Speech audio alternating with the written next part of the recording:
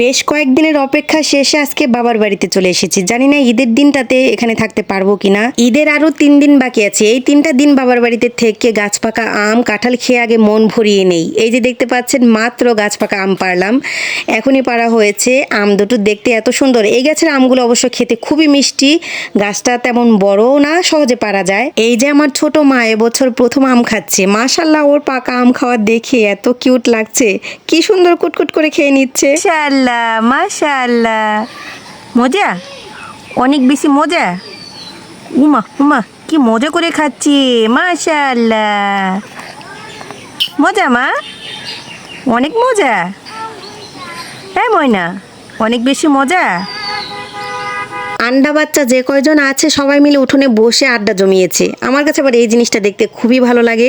আমি যে কয়বার যখনই এখানে আসি সবাই ছোট বড় থেকে সবাই এখানে বসে গল্প করি। আমাদের এবার গল্পের টপিক হচ্ছে ঈদের কেনাকাটা। এসে আমরা সবাই যার যার কেনাকাটা সম্পর্কে জেনে নিয়েছি, কে কি কিনেছে, কে কি জামা কিনেছে, কে কোন জুতো কিনেছে। তো এসব গল্প শেষে আমার এক ভাগ্নি আমার জন্য আবার জাম নিয়ে এসেছে। গ্লাসে করে সে আমার জন্য জাম নিয়ে এসেছে।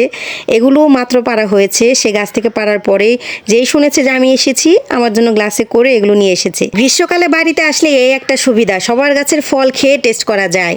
যাই হোক, প্রথমে জাম খেয়ে টেস্ট করলাম, আমও খাওয়া হয়েছে, আরও অনেক ফল খাওয়া হবে আশা করছি। আমাদের খাওয়া দাওয়া শেষ। এপাশে দেখি আমার চাচাতো ভাইয়ের বউ মানে ভাবি রান্না করছেন। তো ওনার মাংস রান্না দেখে আমার এত ভালো লেগেছে। মাংসের কালারটা এত সুন্দর এসেছে। মুরগির মাংস রান্না করেছেন যদিও, কিন্তু দেখে মনে হচ্ছে একদম কষানো গরুর মাংস। মাটির চুলায় যেভাবে রান্না করুক না কেন, রান্নার কালারটা এত সুন্দর আসে। আর এই যে দেখুন, আমার চাচি আমসত্ত্ব বানিয়েছেন। চুলায় গরম করে করেই কিন্তু আমসত্ত্বটা বানানো হচ্ছে। রোদ নেই যেহেতু, কয়েকদিন যাবতই বৃষ্টি। ভাত তরকারি রান্না শেষে চুলায় যে আগুনের তাপটা থাকে ওখানেই এটা শুকিয়ে তৈরি করা হচ্ছে। এবার ঈদের আগে বাবার বাড়িতে আসার কারণ হচ্ছে ঈদের পরে হয়তো এখানে আসতে পারবো না। মানহার বাবার কিন্তু এখনো অফিস ছুটি হয়নি। আজকে অফিস করার পর ছুটি পড়বে, মানে কালকে থেকে ছুটি হবে। ওকে বাসায় রেখে আমি আর মানহা আজকে এখানে চলে এসেছি। আগামীকাল বিকেলে হয়তো সে এখানে আসতে পারে, আবার সরাসরি মানহার দাদা বাড়িতেও চলে যেতে পারে। আমরা যেহেতু এখানে আসার পারমিশন পেয়ে গিয়েছি, এই সুযোগ কি মিস করা যায়? এই যে দেখুন, বিকেলবেলা এখন আমি শাক তুলতে বসে পড়েছি। এই শাকগুলো খেতে কিন্তু খুবই সুস্বাদু হয়। বিশেষ করে এই শাকটা যখন রান্না করা হয় কালারটা একদম সবুজই থাকে, একটুও নষ্ট হয় না। এর কালারটা দেখে আমার কাছে খেতে আরও বেশি ভালো লাগে। কিছু শাক তুলে নিচ্ছি, আগামীকাল সকালে মাকে বলবো শাকটা ভাজি করে দেওয়ার জন্য। বর্ষাকাল তো এখন আনাচে কানাচে সবুজ শাক দিয়ে ভরে আছে, সাথে মশাও অনেক।